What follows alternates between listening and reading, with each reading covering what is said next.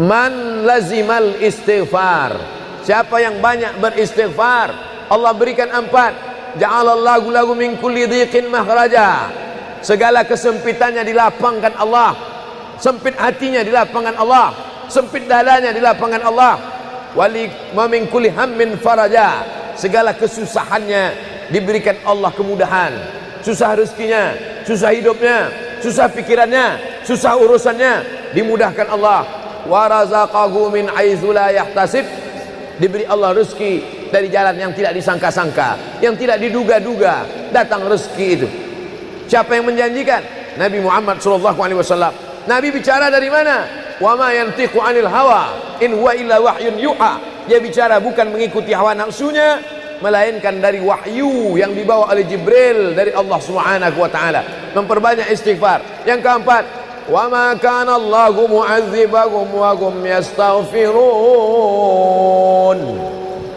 Allah tidak akan menurunkan azab wa hum yastaghfirun selama mereka mau beristighfar. Oleh sebab itu, kenapa tsunami tidak datang? Kenapa gunung tidak meletus? Kenapa air yang dari laut tidak naik ke darat? Kenapa tidak terjadi gempa bumi? Masih ada di Sidrap yang beristighfar. Masih ada orang yang bangun malam, salat sunat taubat menjelang subuh. Wabil ashari hum yastaghfirun.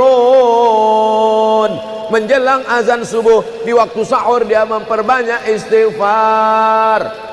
Sependek-pendeknya astaghfirullah, agak panjang astaghfirullahalazim, lebih panjang astaghfirullahalazim alladzi la ilaha illa huwal hayyul qayyum wa atubu ilaih. Yang lebih afdal sayyidul istighfar, Allahumma anta rabbi la ilaha illa anta khalaqtani wa ana 'abduka wa ana 'ala 'ahdika wa wa'dika mastata'tu a'udzu bika min syarri ma sana'tu abu'u laka bi ni'matika 'alayya wa abu'u bi dhanbi faghfirli fa innahu la yaghfiru dzunuba illa anta.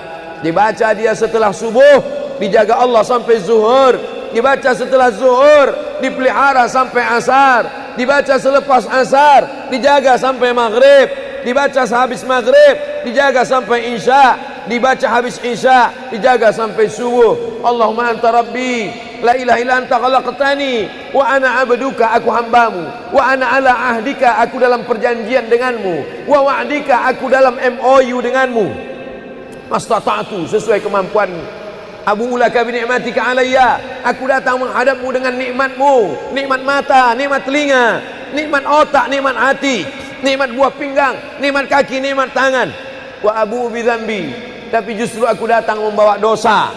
Aku datang membawa nikmat, tapi justru aku datang membawa dosa. Dosa telinga, dosa mata, dosa lidah, dosa hati. Mestinya aku datang membawa nikmat, datang membawa pahala. Wa abu bi dzambi, tapi justru aku datang membawa dosa. Tapi aku yakin dan percaya, fa innahu la yaghfiru dzunuba illa anta, tak ada yang bisa mengampunkan segala dosa kecuali engkau. Di musim pandemi yang selama ini selesai sholat hanya 3 kali saja. Assalamualaikum warahmatullah, assalamualaikum warahmatullah, astaghfirullahaladzim, astaghfirullahaladzim, astaghfirullahaladzim.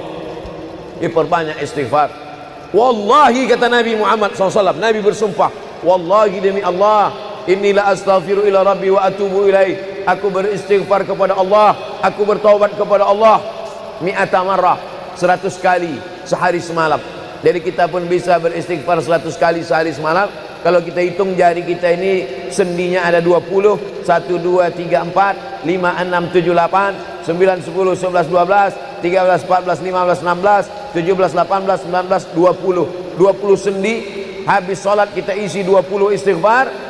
Habis subuh 20, habis zuhur 20, habis asar 20, habis maghrib 20, habis isya 20, ditambah doa 20, ditambah tahajud 20, ditambah witir 20, ditambah bangun tidur malam 20. Hanya sekali putaran tulang-tulang sendi. Kata Nabi, likulli sulama minkum sedekah, setiap tulang-tulang sendi ini mesti ada sedekahnya.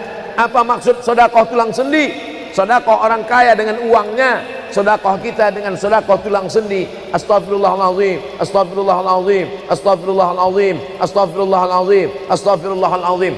Allah menjanjikan balasan-balasan yang disampaikan oleh Nabi Muhammad sallallahu alaihi wasallam. Tapi di antara yang paling afdal di antara zikir ini semua adalah afdalu dzikri la ilaha illallah. Tidak ada zikir yang paling afdal daripada la ilaha illallah. Maka kita baca la ilaha illallah, la ilaha illallah, la ilaha illallah, ditutup dengan kalimat haqqin 'alaiha nahya, dengan itu kita hidup, wa 'alaiha namutu, dengan itu kita mati, wa bi'anu ba'su, dengan itu kita akan dibangkitkan di padang mahsyar.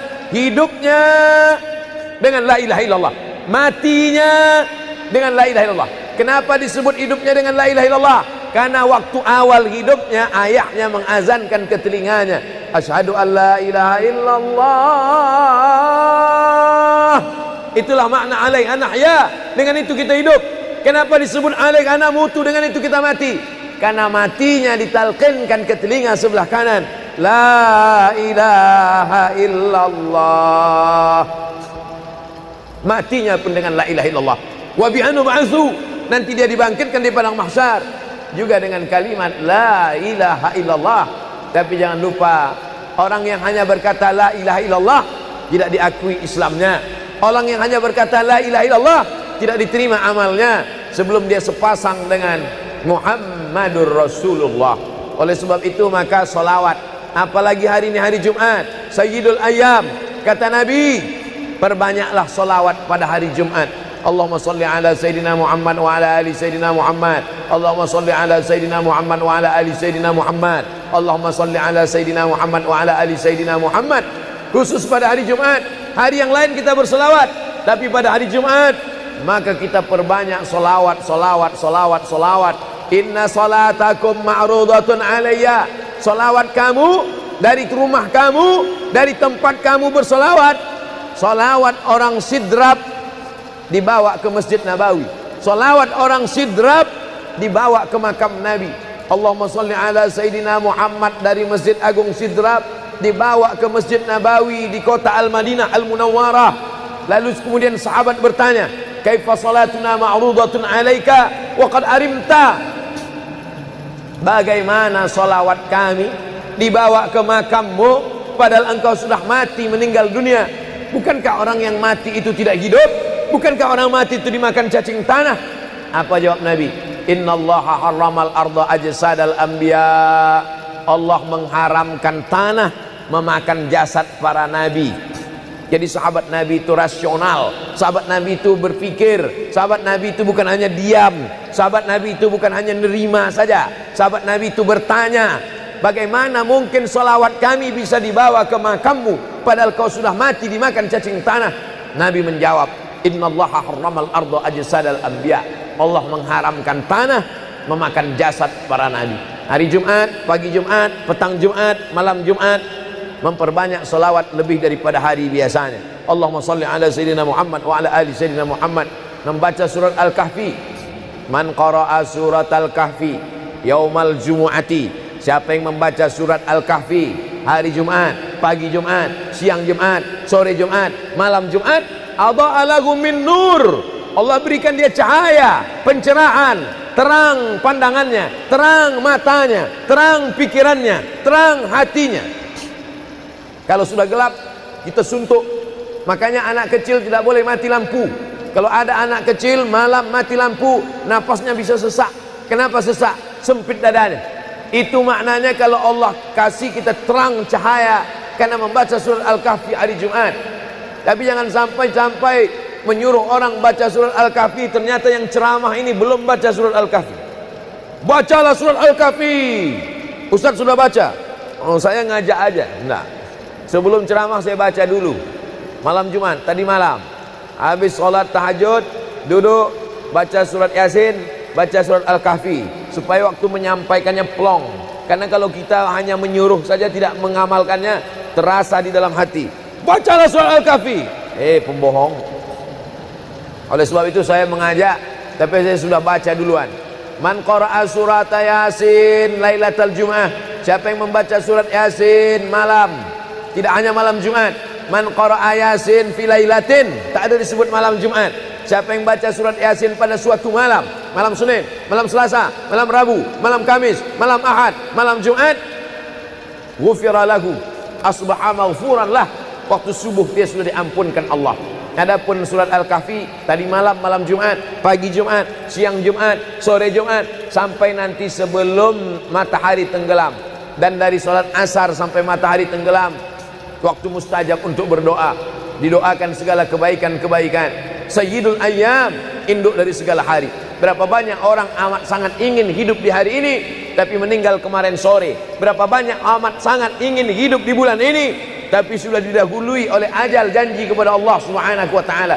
Jangan ada sedetik pun waktu yang sia-sia, yang kosong hampa tanpa kita isi dengan amal kepada Allah Subhanahu wa taala. Man shalla alayya salatan, siapa yang bersolawat satu kali, sallallahu alaihi biha asyra, Allah balas 10 kebaikan. Huttan anhu asyara sayiat, ditutupi 10 kesalahan. Wa rufi'at lahu asyara darajat, dinaikkan 10 darajat tingkatan kemuliaan. Satu kali salawat 10 dosa diampunkan, 10 kebaikan pahala dituliskan, 10 derajat kemuliaan diangkat, dinaikkan di hadapan Allah Subhanahu wa taala. Oleh sebab itu maka hari ini kita perbanyak selawat, pertemuan selawat, berjumpa dengan orang berselawat. Dan kita memang melakukan tradisi-tradisi itu. Ketika ada orang mau menikah berselawat, anaknya akikah berselawat, acara walimah berselawat, khotib khutbah Jumat kalau tidak berselawat batal Jumatnya. Orang yang sedang sholat kalau dia tidak berselawat, menurut mazhab Syafi'i batal sholatnya. Orang yang berdoa kalau tidak berselawat, doanya tergantung tidak dikabulkan Allah.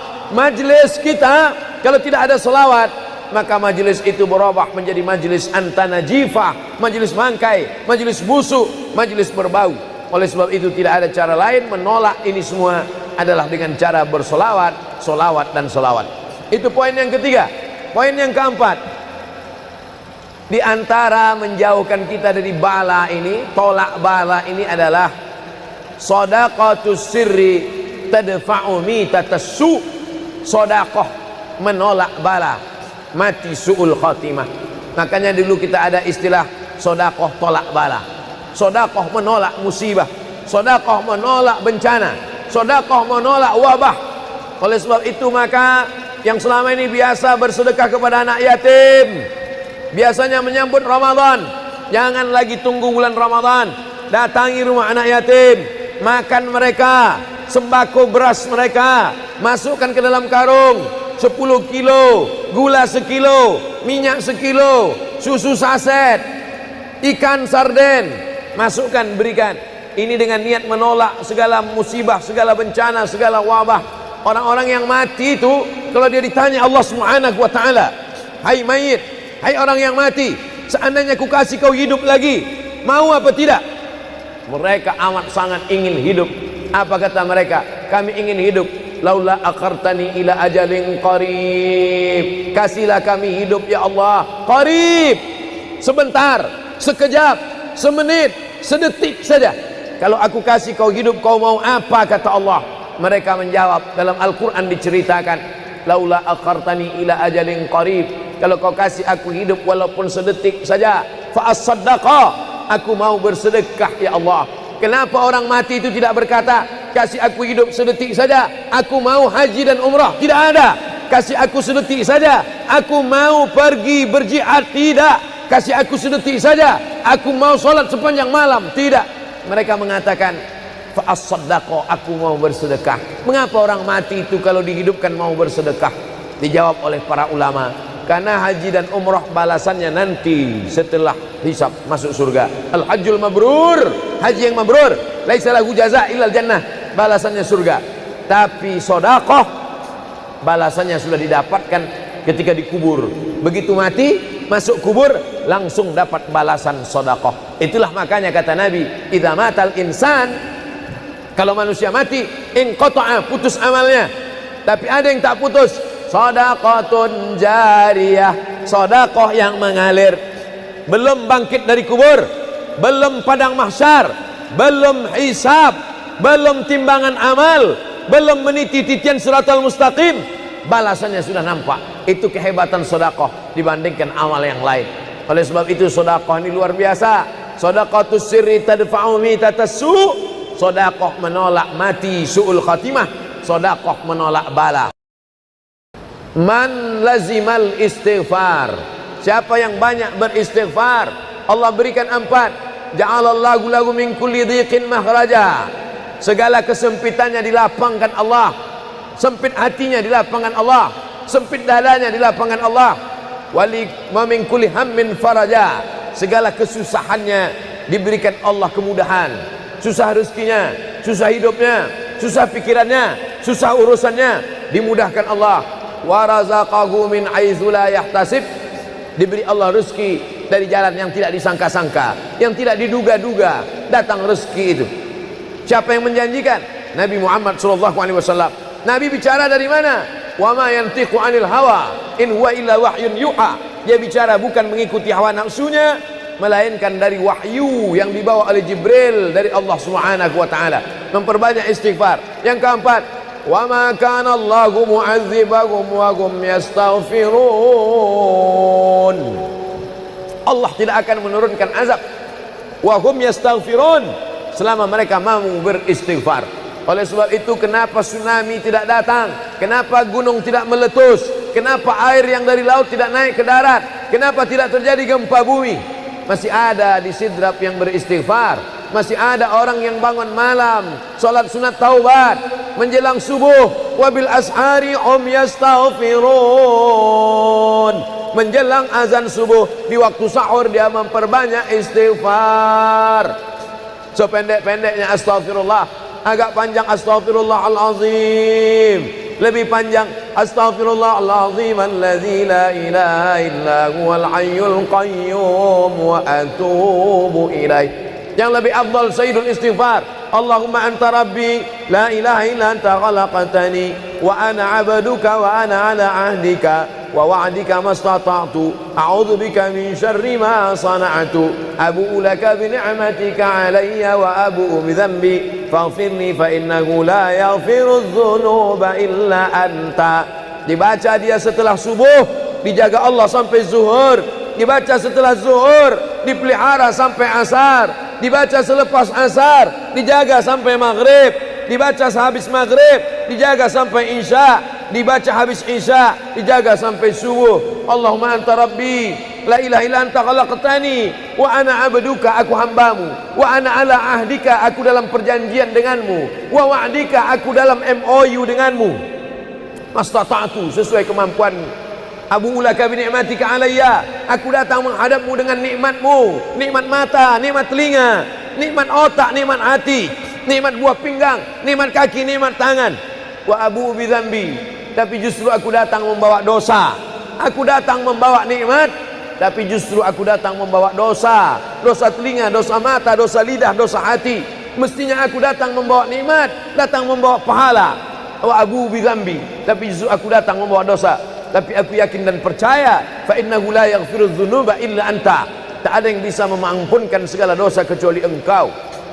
Di musim pandemi yang selama ini selesai sholat hanya 3 kali saja. Assalamualaikum warahmatullah, assalamualaikum warahmatullah, astaghfirullahaladzim, astaghfirullahaladzim, astaghfirullahaladzim.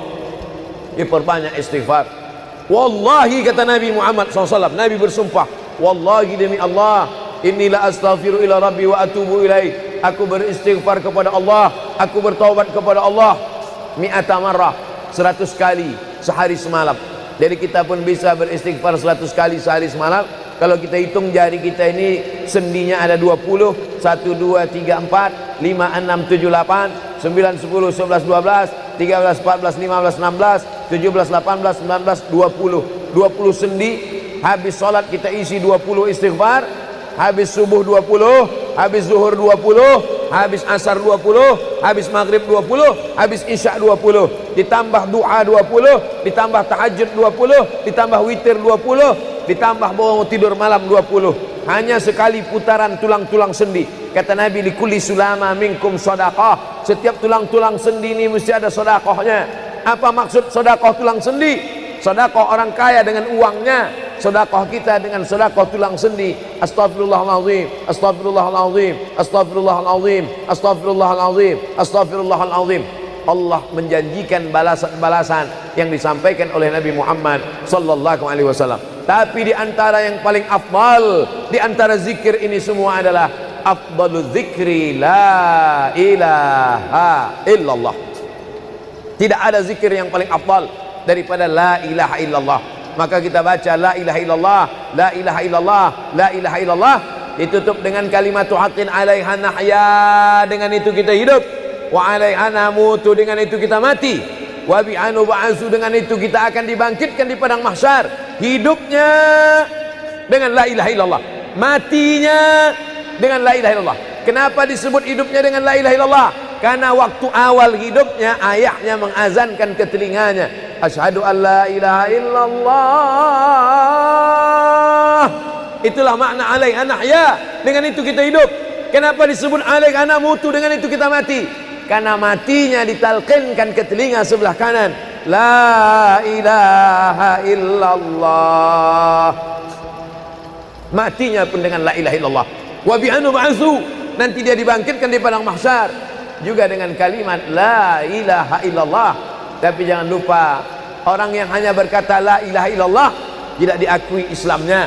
Orang yang hanya berkata la ilaha illallah tidak diterima amalnya sebelum dia sepasang dengan Muhammadur Rasulullah. Oleh sebab itu maka solawat, apalagi hari ini hari Jumat, Sayyidul Ayyam, kata Nabi, perbanyaklah solawat pada hari Jumat. Allahumma salli ala Sayyidina Muhammad wa ala ali Sayyidina Muhammad. Allahumma salli ala Sayyidina Muhammad wa ala ali Sayyidina Muhammad. Allahumma salli ala Sayyidina Muhammad wa ala ali Sayyidina Muhammad. Khusus pada hari Jumat. Hari yang lain kita berselawat, tapi pada hari Jumat maka kita perbanyak solawat, solawat, solawat, solawat. Inna salatakum ma'rudatun alayya. Solawat kamu dari rumah kamu, dari tempat kamu bersolawat. Solawat orang sidrap dibawa ke Masjid Nabawi. Salawat orang sidrap dibawa ke makam Nabi. Allahumma salli ala Sayyidina Muhammad dari Masjid Agung Sidrap dibawa ke Masjid Nabawi di kota Al-Madinah Al-Munawwarah. Lalu kemudian sahabat bertanya, kaifa salatuna ma'rudatun alaika wa qad arimta? Bagaimana salawat kami dibawa ke makammu padahal engkau sudah mati, meninggal dunia? Bukankah orang yang mati itu tidak hidup? Bukankah orang mati itu dimakan cacing tanah? Apa jawab Nabi? Innallaha harramal arda ajsadal anbiya. Allah mengharamkan tanah memakan jasad para nabi. Jadi sahabat Nabi itu rasional, sahabat Nabi itu berpikir, sahabat Nabi itu bukan hanya diam, sahabat Nabi itu bukan hanya nerima saja, sahabat Nabi itu bertanya, bagaimana mungkin salawat kami bisa dibawa ke makammu padahal kau sudah mati dimakan cacing tanah? Nabi menjawab, innallaha harramal arda ajsadal anbiya. Allah mengharamkan tanah memakan jasad para nabi. Hari Jumat, pagi Jumat, petang Jumat, malam Jumat, memperbanyak salawat lebih daripada hari biasanya. Allahumma salli ala Sayyidina Muhammad wa ala ali Sayyidina Muhammad. Membaca surat Al-Kahfi. Man qara'a surat Al-Kahfi yaumal jumu'ati. Siapa yang membaca surat Al-Kahfi hari Jumat, pagi Jumat, siang Jumat, sore Jumat, malam Jumat, adha'a lahu min nur. Allah berikan dia cahaya, pencerahan, terang pandangannya, terang matanya, terang pikirannya, terang hatinya. Kalau sudah gelap, kita suntuk. Makanya anak kecil tidak boleh mati lampu. Kalau ada anak kecil malam mati lampu, napasnya bisa sesak. Kenapa sesak? Sempit dadanya. Itu maknanya kalau Allah kasih kita terang cahaya karena membaca surat Al-Kahfi hari Jumat. Tapi jangan sampai menyuruh orang baca surat Al-Kahfi, ternyata yang ceramah ini belum baca surat Al-Kahfi. Bacalah surat Al-Kahfi. Ustaz sudah baca. Oh, saya ngajak aja. Enggak. Sebelum ceramah saya baca dulu. Malam Jumat, tadi malam. Habis sholat tahajud, duduk, baca surat Yasin, baca surat Al-Kahfi. Supaya waktu menyampaikannya plong. Karena kalau kita hanya menyuruh saja tidak mengamalkannya, terasa di dalam hati. Bacalah surat Al-Kahfi. Pembohong. Oleh sebab itu saya mengajak, tapi saya sudah baca duluan. Man qara'a surat Yasin lailatal Jum'ah. Siapa yang membaca surat Yasin malam, tidak hanya malam Jumat. Man qara'a Yasin fi lailatin, tak ada disebut malam Jumat. Siapa yang baca surat Yasin pada suatu malam, malam Senin, malam Selasa, malam Rabu, malam Kamis, malam Ahad, malam Jumat, ghufira lahu, asbaha maghfuran lah. Waktu subuh dia sudah diampunkan Allah. Adapun surat Al-Kahfi tadi malam, malam Jumat, pagi Jumat, siang Jumat, sore Jumat, sampai nanti sebelum matahari tenggelam. Dan dari salat asar sampai matahari tenggelam, waktu mustajab untuk berdoa, didoakan segala kebaikan-kebaikan. Sayyidul ayyam, induk dari segala hari. Berapa banyak orang amat sangat ingin hidup di hari ini tapi meninggal kemarin sore. Berapa banyak amat sangat ingin hidup di bulan ini tapi sudah didahului oleh ajal, janji kepada Allah Subhanahu wa taala. Jangan ada sedetik pun waktu yang sia-sia, yang kosong hampa tanpa kita isi dengan amal kepada Allah Subhanahu wa taala. Man shalla alayya salatan, siapa yang bersolawat satu kali, sallallahu alaihi biha asyra, Allah balas 10 kebaikan. Huttan anhu asyara sayiat, ditutupi 10 kesalahan. Wa rufi'at lahu asyara darajat, dinaikkan 10 darajat tingkatan kemuliaan. Satu kali salawat 10 dosa diampunkan, 10 kebaikan pahala dituliskan, 10 derajat kemuliaan diangkat, dinaikkan di hadapan Allah Subhanahu wa taala. Oleh sebab itu maka hari ini kita perbanyak selawat, pertemuan selawat, berjumpa dengan orang berselawat. Dan kita memang melakukan tradisi-tradisi itu. Ketika ada orang mau menikah berselawat, anaknya akikah berselawat, acara walimah berselawat, khatib khutbah Jumat kalau tidak berselawat batal Jumatnya. Orang yang sedang sholat kalau dia tidak berselawat, menurut mazhab Syafi'i batal sholatnya. Orang yang berdoa kalau tidak berselawat, doanya tergantung tidak dikabulkan Allah.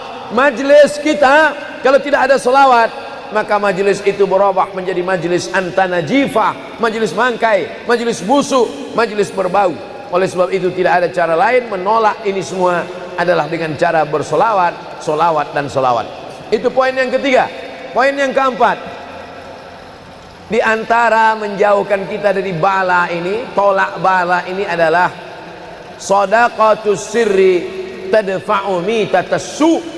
Sedekah menolak bala, mati su'ul khatimah.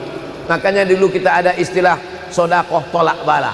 Sedekah menolak musibah, sedekah menolak bencana, sedekah menolak wabah.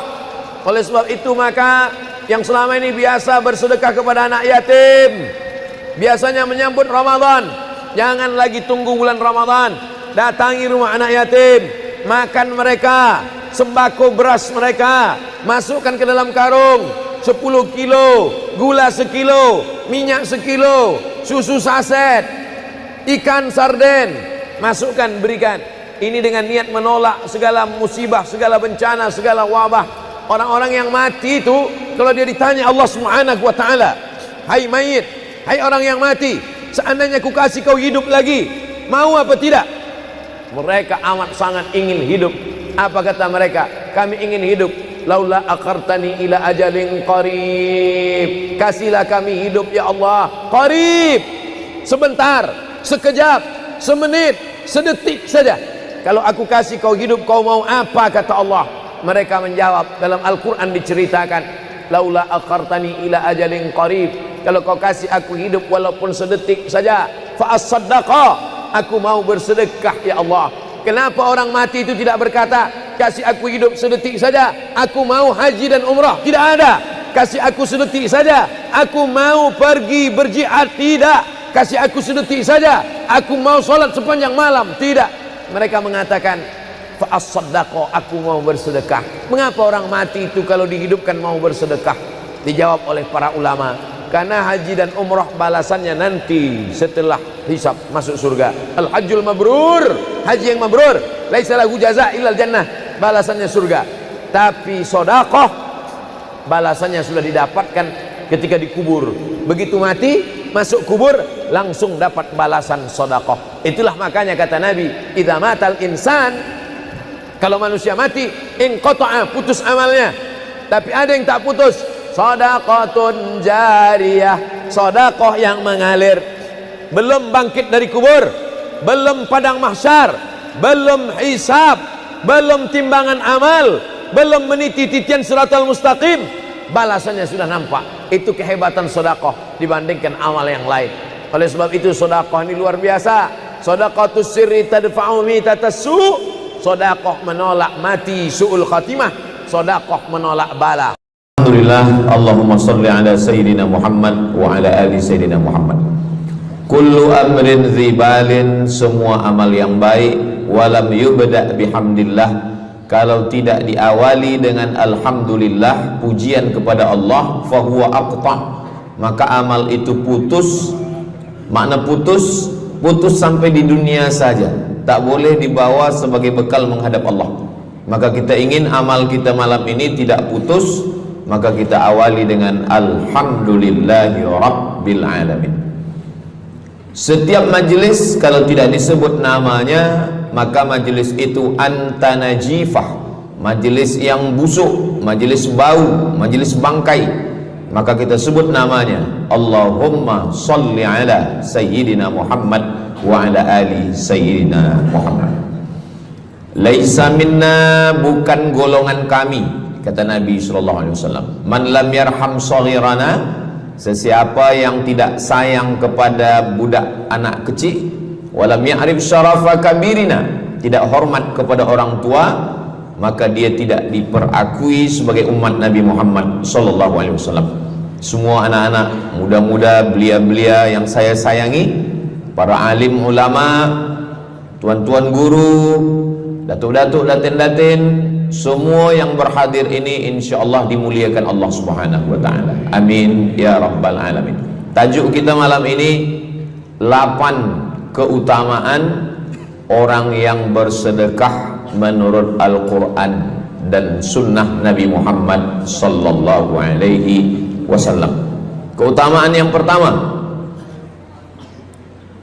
kalau orang mati itu ditanya, apakah kamu mau hidup lagi? Maka orang mati itu menjawab, tapi belum ada orang yang mati hidup lagi.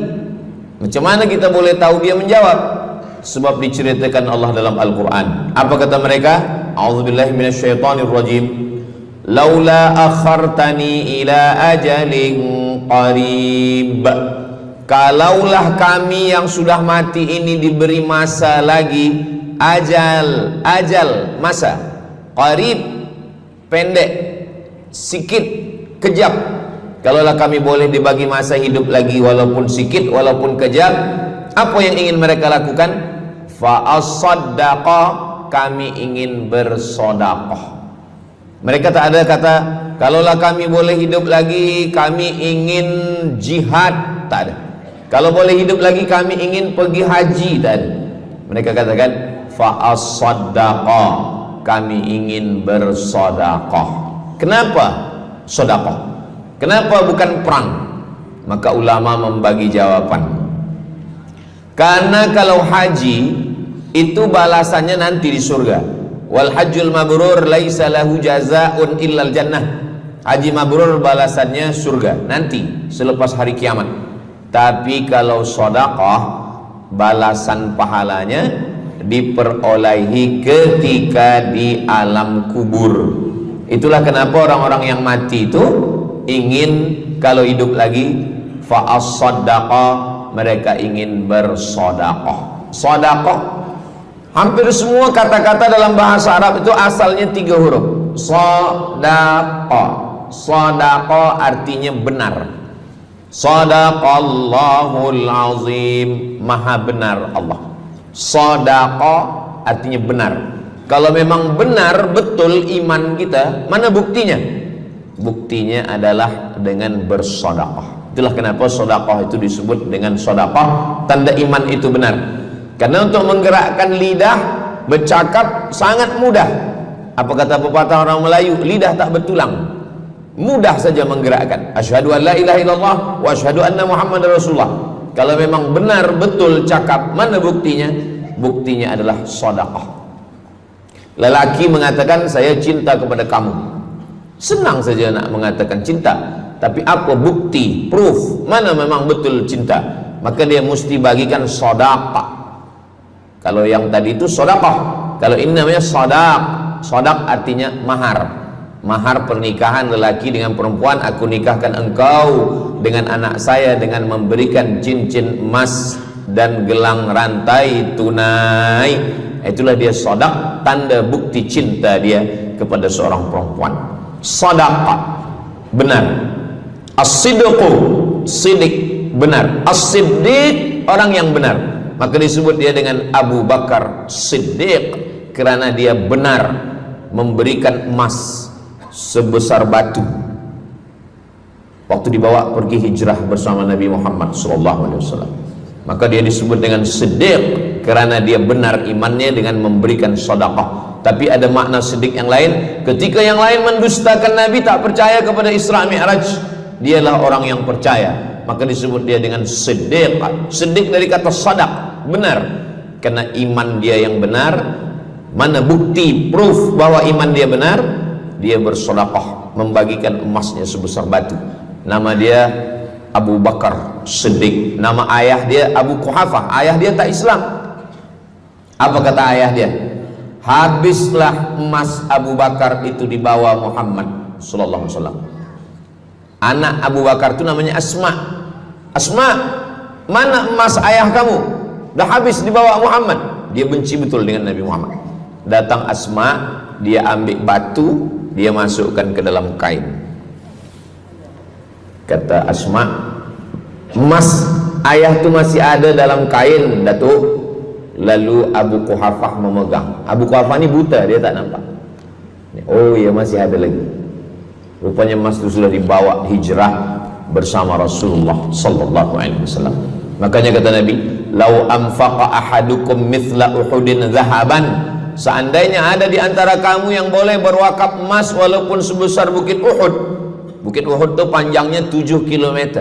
Seandainya ada di antara kamu yang boleh berwakaf emas sebesar Bukit Uhud, itu tak sampai setengah tapak tangan Sayyidina Abu Bakar Siddiq. Kenapa?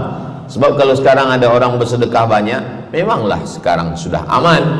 Tapi masa itu masa susah, masa payah, Abu Bakar Siddiq menunjukkan bukti keimanannya. Ini keutamaan yang pertama menurut Al-Quran.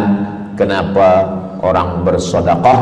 Kerana orang-orang mati, kalau dia boleh bagi tambah umur hidup lagi, mereka berkata, fa'as-saddaqa, kami ingin bersedekah. Itu yang pertama.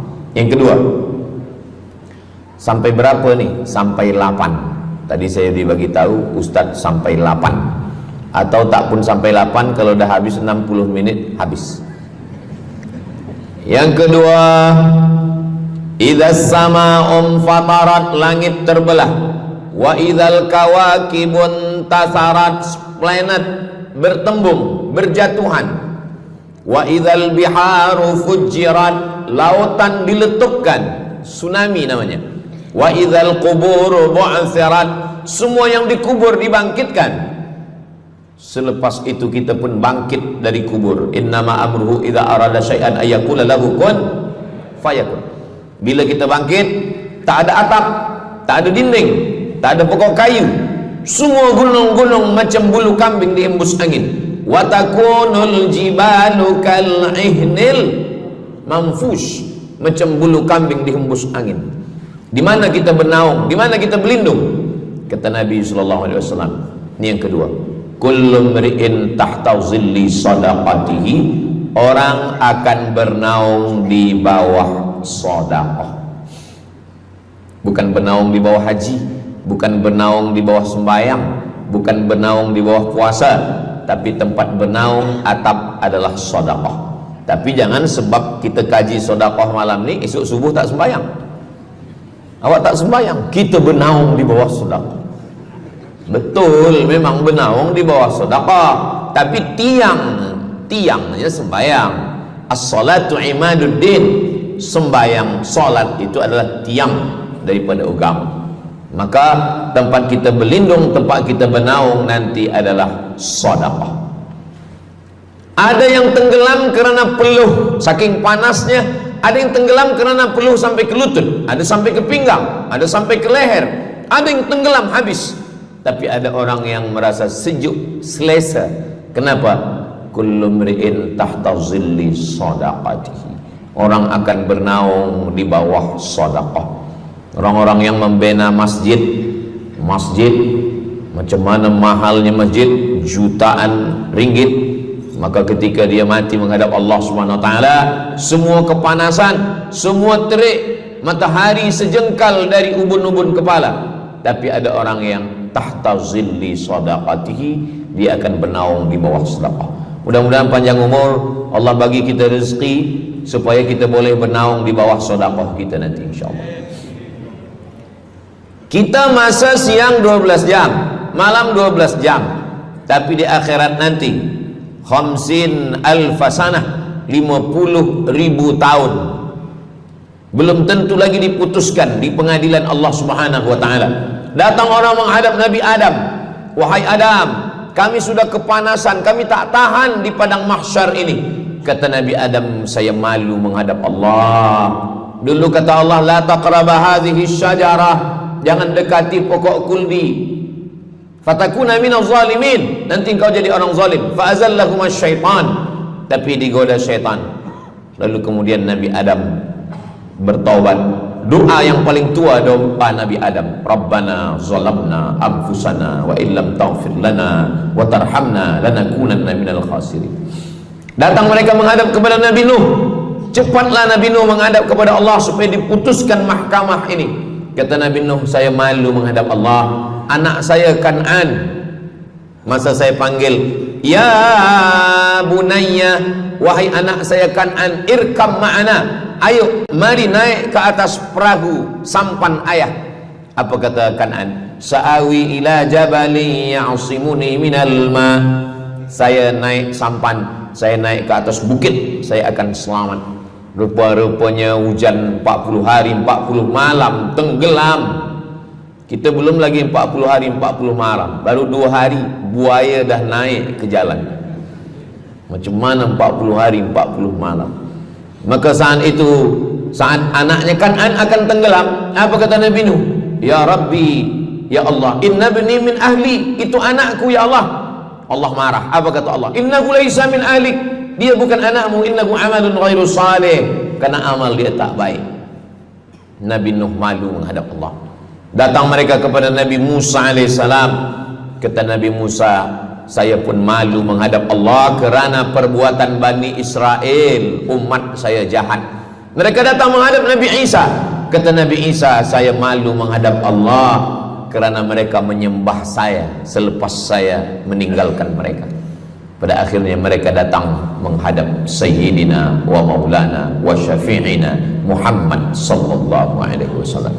Hanya Nabi Muhammad lah yang berani menghadap Allah. Sebab apa? Sebab dia umatnya. Maka walaupun kita umat yang paling kecil, umur paling pendek, badan paling tidak bertenaga, tapi kita adalah umat yang pertama nanti yang akan diputuskan perkara, dan kita adalah umat yang pertama akan masuk ke dalam surga Allah Subhanahu wa ta'ala. Maka banyak mereka yang ingin menjadi umat Nabi Muhammad. Bahkan Nabi Musa pun ingin menjadi umat Nabi Muhammad sallallahu alaihi wasallam. Masa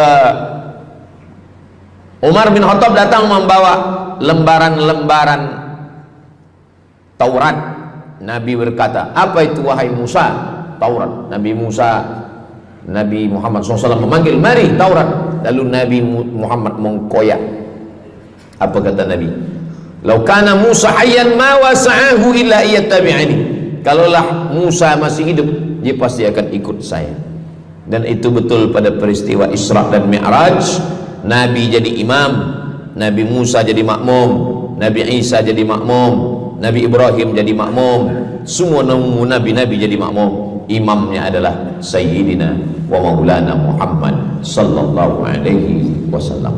Jadi keutamaan yang kedua, kita bernaung di bawah sedekah. Yang ketiga, sadaqatus sirri tutfi'u ghadabar rabbi kama yatfa'ul ma'an nar. Sedekah memadamkan api neraka seperti air yang memadamkan api. Kita kalau nampak api, mudah-mudahan kita selamat daripada terbakar, amin. Lalu kemudian datang api, kita padamkan dengan air. Lalu kemudian macam mana memadamkan api neraka? Air sebanyak apa yang boleh memadamkan? Maka kata Nabi SAW, keutamaan yang ketiga adalah sadaqatus sirri tutfi'u ghadabar rabbi, sedekah memadamkan api neraka. Jadi kalau kita dulu banyak silap, banyak salah, banyak dosa. Kullu bani Adam, semua manusia ini khata'un, semua pernah salah, pernah mabuk, pernah berzina, pernah minum khamar, pernah berjudi. Kalaupun dia tidak buat dosa yang zahir, pernah hasad, pernah dengki, busuk hati. Maka ketika itu macam mana memadamkan murka Allah dengan istighfar, memadamkan dengan sembahyang, solat, sunat, taubat? Ada satu cara lagi. Dengan cara apa? Memadamkannya dengan sedekah. Tudfi'u ghadabar rabbi, memadamkan murka marah Allah subhanahu wa ta'ala, padam dengan sedekah. Tapi tentu saja sedekah yang ikhlas kerana Allah subhanahu wa ta'ala. Datang seorang yang sudah banyak dosa menghadap Nabi, menghadap pendeta Yahudi. Wahai pendeta Yahudi, saya ini banyak salah, banyak dosa. Saya sudah membunuh 99 orang. Apakah mungkin Tuhan mengampunkan dosa saya? Kata pendeta Yahudi, Tuhan tidak mengampuni dosa kamu kerana kamu sudah membunuh. Dia cabut pisau dia. Kalau begitu, kamulah yang ke-100. Dia dah bunuh 99. Itu maka saya takut juga kalau datang orang, Ustaz Somad, apakah Allah mengampuni dosa saya? Apa dosa kamu? Membunuh orang. Ayo Allah ampunkan dosa. Faqtulu anfusakum, bunuhlah diri kamu. Surat Al-Baqarah. Bunuhlah diri kamu. Fataba alaikum, Allah menerima taubat kamu dengan membunuh diri.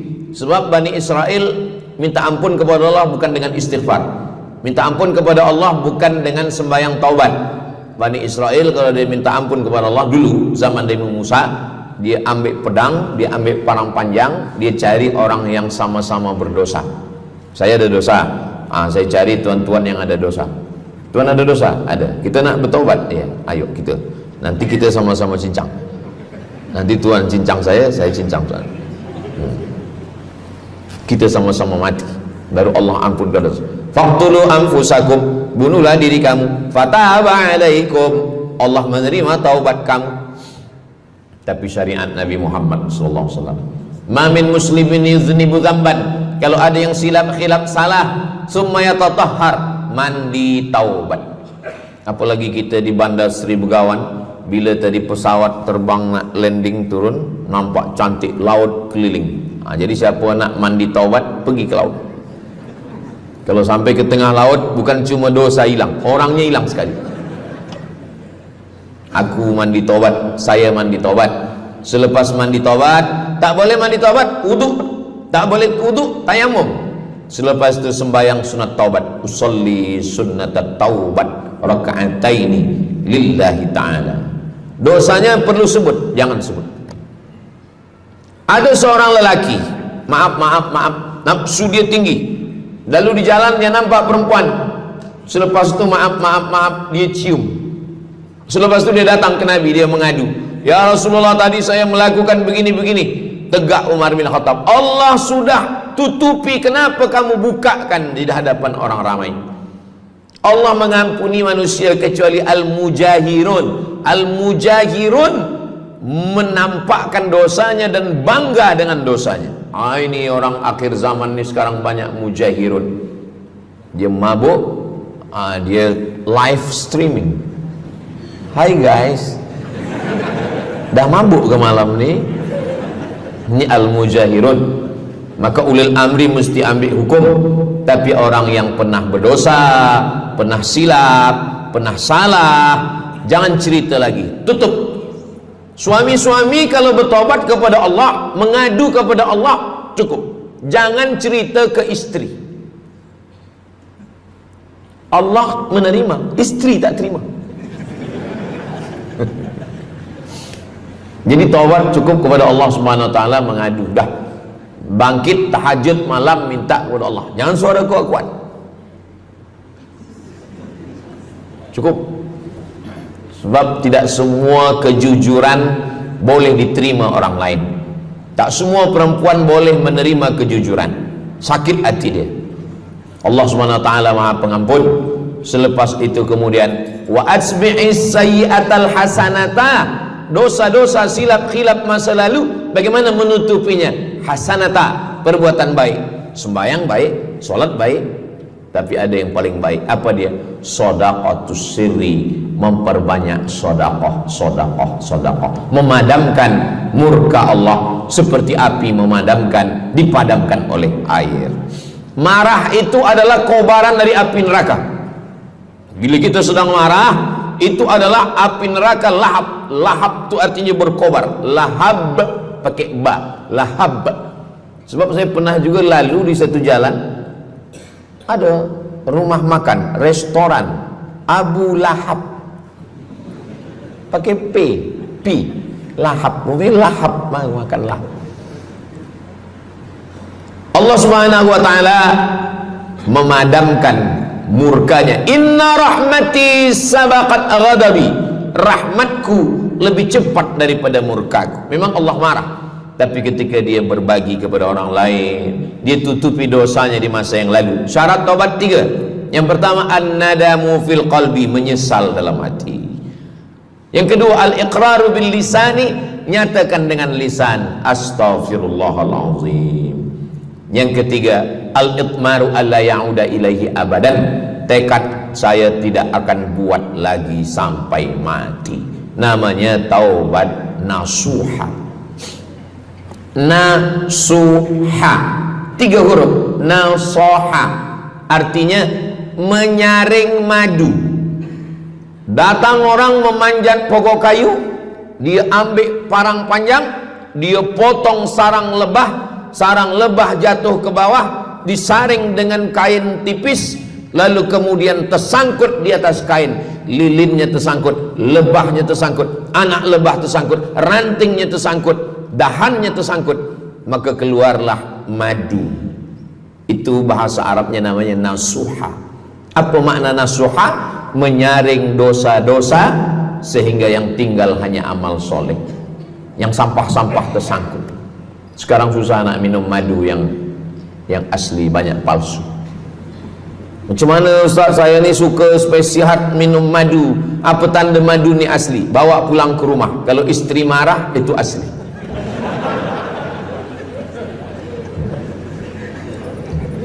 Yang keempat, ini jangan diingat, lupakan. Yang keempat, apa itu keutamaan sedekah? Kata Nabi sallallahu alaihi wasallam, as-sadaqatu, sedekah itu tadfa'u mitatas su', menolak mati su'ul khatimah. Tak ada guna amal elok baik kalau mati dalam keadaan su'ul khatimah. Kita selalu berdoa, Allahumma khtim lana bihusnil khatimah. Maka cara untuk menolak mati su'ul khatimah ini adalah dengan cara sedekah. Banyak orang mati husnul khatimah, bukan ulama, meninggal di dalam Masjidil Haram sedang pakai ihram, selepas tawaf di belakang makam Ibrahim ketika sedang sujud terakhir. Itulah mati yang paling indah. Dalam wudhu sedang sembahyang, di sujud terakhir dalam tanah haram, dalam Masjidil Haram, di belakang makam Ibrahim. Meninggal, dibawa jenazah balik. Orang datang bertanya kepada ibunya, dia masih pemuda belia, apakah dia ulama? Dia bukan ulama. Kenapa dia mulia betul? Apakah dia pernah perang ke Palestina? Tidak. 2-3 hari selepas itu datang satu perempuan membawa budak kecil. Kamu siapa? Kami adalah orang yang tiap bulan dapat kiriman beras, minyak dan makanan dari pemuda ini. Saya maaf, seorang janda, ini anak-anak saya, dan dia selalu bagikan uang dia untuk makankan. Jadi nanti kalau ada orang meninggal, tiba-tiba selepas itu datang janda membawa anak, itu tanda husnul khatimah. Sebab dia belum nikah, dia masih lajang. Allah ingin menunjukkan bahwa kalau engkau berbuat sedekah, maka Allah Subhanahu wa taala memberikan keutamaan husnul khatimah. Bukan setakat diselamatkan dari su'ul khatimah, tapi mendapatkan husnul khatimah. Ada seorang dari Maghribi, dari Maroko, Mesir, Libya, Tunisia, Algeria, Maghribi. Orang Maghribi ini bermimpi. Dalam mimpinya dia berjumpa dengan Nabi Muhammad SAW. Kata Nabi, engkau pergi ke Saudi Arabia, cari di kampung ini, nanti engkau jumpai seorang pemuda, sampaikan salamku kepada dia, katakan dia penghuni surga. Malam pertama mimpi, iya ke? Tidak ke? Jangan-jangan syaitan. Tak betul. Malam kedua mimpinya sama. Engkau pergi ke Saudi Arabia, datangi kampung ini, jumpai seorang pemuda namanya si fulan, bagi tahu ke dia, salamku untuk dia, sampaikan kepada dia bahwa dia penghuni surga. Nah, 2 kali. Ini udah agak kuat. Tunggu 3 kali, sampai 3 malam mimpinya sama. Akhirnya orang Maghrib ini terbang dari Casablanca sampai ke Jeddah.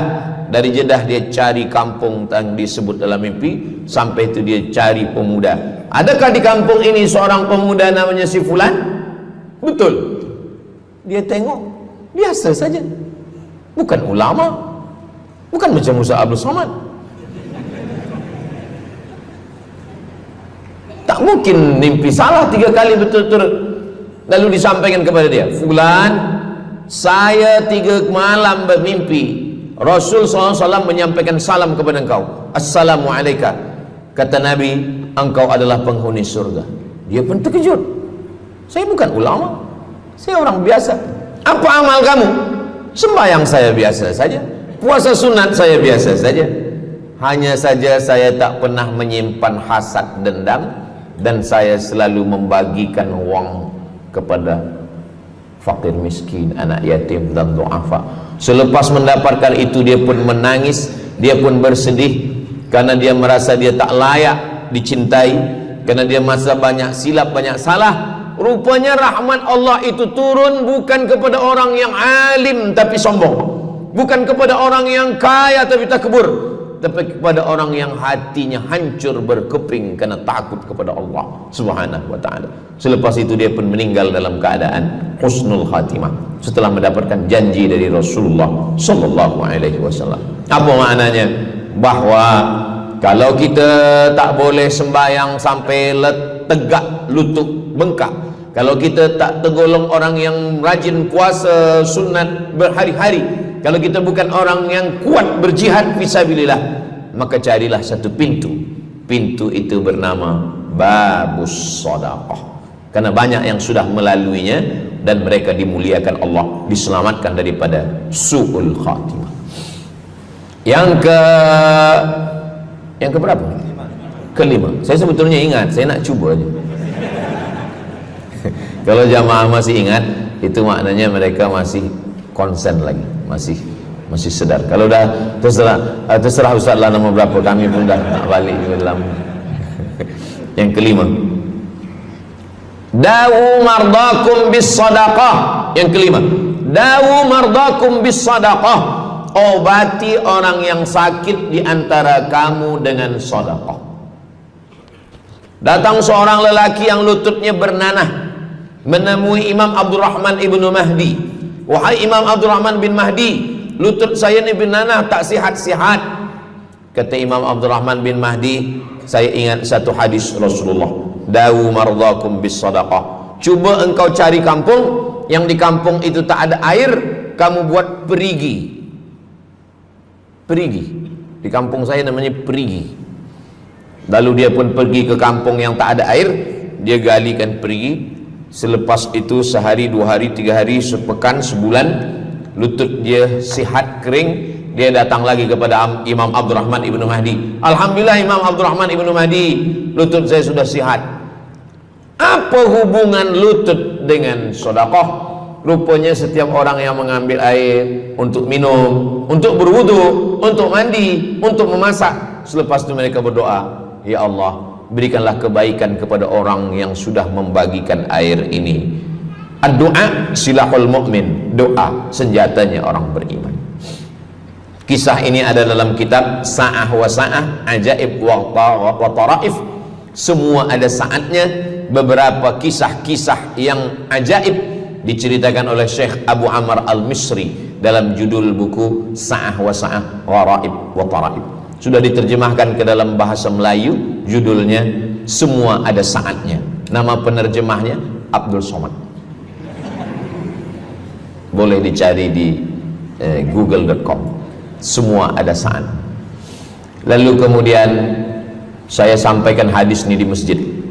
Dawu mardakum bis sadaqah. Obatilah orang yang sakit di antara kamu dengan sedekah. Selepas itu saya turun dari masjid, saya pergi ke kereta, di parking, datang seorang jamaah. Memang yang Ustaz sampaikan tadi betul. Kata saya, memang betul. Takkan saya sampaikan tak betul? Apa maksud awak? Betul. Istri saya kena sakit kista sebesar duit di dalam, maaf, rahim dia. Kata doktor, ini mesti diambil, kalau tidak dia makin besar makin besar. Tapi kalau diambil, dicabut, operate, nanti akan, maaf cakap, tercabut rahim sekali. Dan kalau rahim tercabut, maka nanti tidak boleh mengandung. Mendengar itu istrinya menangis, suaminya tersenyum. Yang senyum budak kecil pula. Lalu kemudian rupanya istri dia tahu tentang hadis Nabi, dawu mardakum bis sadaqah, obatilah orang yang sakit dengan bersedekah. Maka dia pun bersedekah, bersedekah, bersedekah, bersedekah. Selepas itu mereka pergi lagi medical check up ke hospital. Sampai di hospital dicek USG, rupanya kista itu makin kecil, kecil, kecil, kecil dan hilang. Doktor tu pula bertanya balik, awak makan apa? Saya makan nasi, kata dia. Minum apa? Minum teh tarik. Saya amalkan hadis Nabi Muhammad SAW, dawu mardakum bis sadaqah. Kata doktor, awak tak perlu operate, dan ini tidak perlu dibelah, dan rahim awak masih boleh mengandung. Istrinya tersenyum, lakinya pula menangis. Begitulah Allah Subhanahu wa ta'ala. Syekh Abu Amr Al-Misri bercerita tentang seorang perempuan di Saudi Arabia. Dia pergi ke Amerika. Kata doktor di Amerika, kamu sudah balik ke rumah, makan kenyang, tidur lelap. Nanti kalau puan-tuan pergi hospital, lalu dokter bercakap, balik ke rumah, makan kenyang, tidur lelap. Itu maknanya malaikat maut dah dekat, tak ada obat. Maka dia pun balik ke Saudi Arabia. Dia ambil harta dia, dia sedekah, dia sedekah, dia sedekah, dia sisa, dia bagikan baki sikit untuk ahli waris. Selepas itu last kali dia pergi lagi ke Amerika, last medical check up. Apa kata doktor di Amerika? Kami sudah cek, kamu sihat wal afiat. Banyak sekali orang-orang yang diberikan Allah Subhanahu wa taala keutamaan dengan sedekah, mukjizat, bahwa Nabi SAW sudah meninggal dunia, tapi mukjizatnya masih ada sampai akhir zaman ini. Di antaranya adalah dawu mardakum bis sadaqah, obatilah orang yang sakit di antara kamu dengan bersedekah. Yang ketujuh, yatsba'ul mayyita salasun, yang mengiringi mayat orang mati ke liang lahat ada tiga. Yang pertama, mal. Bahasa Arabnya mal, orang kita menyebut mall, harta. Yang mengiringi manusia ke liang lahat, yang pertama maluhu, harta. Yang kedua ahluhu, istri, anak, menantu, kawan, jiran, sahabat. Yarji'usnani, yang dua ni balik ke rumah, anak balik, istri balik, kereta balik, semua balik. Wa yabqa wahidun, yang kekal hanya satu. Apa dia? Yang kekal hanya satu, itulah dia sedekatuhu. Sedekah lah yang kekal. Itulah kenapa orang-orang meninggal dunia. Kita di atas dunia ini, kata Nabi, baina sittin wa sab'in. Kita hidup di atas dunia ini antara sittin, 60, sab'in, 70. 60, 70, 60, 70. Kalau umur 30, ada berjumpa jamaah umur 30 yang dia soal, dah berbini ke? Bini belum. Oh. Awak dah menikah? Belum. Apa belum nikah lagi? Kejap lagi Ramadan. Takkan jaga subuh? Macam mana nak sembahyang? Macam mana nak sahur? 30. Bila 40, soalan sudah berubah. Saya ni diabetes, saya ni kolesterol, saya ni. Bila masuk 50, dah mula tanya, saya ni rabun, tak nampak lagi. Bini pun kadang tak nampak. Bini orang nampak. Bila 60, mendengar tazkirah Ustaz Somad, kunci satu, jangan tersinggung. Ada beberapa jamaah tersinggung, balik meninggal. Bukan kerana tersinggung, memang ajal dah sampai. Jadi Ustaz umur berapa? Saya lahir 18 hari bulan Mei 1977. Umur rasa 27. Umur ini bukan masalah angka, tapi masalah rasa. Semua yang hadir uban, semua yang hadir banyak uban, semua yang hadir malam ini muda. Mana muda lagi Ustaz? Kami dah tua. Ini bukan orang tua, ini orang tua yang terjebak di tubuh pemuda. Ini semua pemuda-pemuda. Siapapun yang sembahyang ke masjid, siapapun yang berjamaah, maka dia muda. Siapapun yang tidur di rumah tak sembahyang, dia sudah tua. Lautan kan kuseberangi, gunung kan kudaki, masjid kulalui. Ini orang tua semua. Jadi tua dan muda itu bukan masalah usia, bukan masalah umur, tapi masalah perasaan kita. Saya kalau ditanya orang, umur Ustaz berapa? Qamariyah apa Syamsiah? Muharram Safar apa Januari Februari? Jadi masalah umur ini insyaallah kita semua dibagi Allah kesihatan. Amin ya rabbal alamin. Yang sakit-sakit diangkat Allah penyakitnya. Amin. Jadi kata Nabi SAW, semuanya tinggal, wa yabqa wahidun, yang tinggal hanya satu, wa amaluhu, di antara amal adalah sedekah. Itu yang ketujuh. Nabi meninggal umur 63 tahun. Abu Bakar Siddiq 63 tahun. Imam Syafi'i lahir 150, meninggal 204. Imam Syafi'i lahir di Gaza, Palestina. Semoga Allah menolong saudara kita di Palestina. Imam Syafi'i lahir di Palestina, di Gaza 150 Hijrah. Meninggal di Fustat, Kahirah, Mesir 204. Imam Syafi'i umurnya hanya 54 tahun. 50, muda. Tapi Imam Syafi'i berada di alam barzah 204, sekarang sudah 1447, 1447 tahun. Apa maknanya? Berarti Imam Syafi'i di alam kubur sudah 1200 tahun. Soalan, lebih lama di atas tanah atau di dalam tanah? Lebih lama di alam barzah. Di alam rahim 9 bulan 10 hari. Di alam dunia 63 tahun. Kalau sampai di alam kubur menunggu hari kiamat. Imam Syafi'i sudah 1200 tahun. Tapi setiap detik, setiap menit, setiap jam, dari maghribi sampai ke Nusantara, semua orang menyebut nama Syafi'i, Syafi'i, Syafi'i, Syafi'i. Setiap kampung ada nama orang Syafi'i, setiap kawasan ada nama orang Syafi'i. Begitulah mulianya Imam Syafi'i. Kita, seandainya kita mati, berapa lama lagi kita di alam barzakh? Dulu ada yang mengatakan kiamat 2012, rupanya tak jadi. Kan ada filmnya, kiamat 2012, Steven Spielberg. Tak jadi. Yas'alunaka 'anis sa'ati ayyana mursaha. Mereka bertanya kepadamu tentang hari kiamat. Qul, katakan, la ya'lamuha illa hu. Yang tahu hanya Allah Subhanahu wa ta'ala. Pikirkan, kalau kita mati, apa yang akan mengalir? Rumah kita dijual anak kita, dibagi-bagi kepada ahli waris. Kereta kita dijual semuanya. Tapi orang yang membina masjid di Brunei Darussalam, masjid dah cantik-cantik, besar-besar, elok-elok.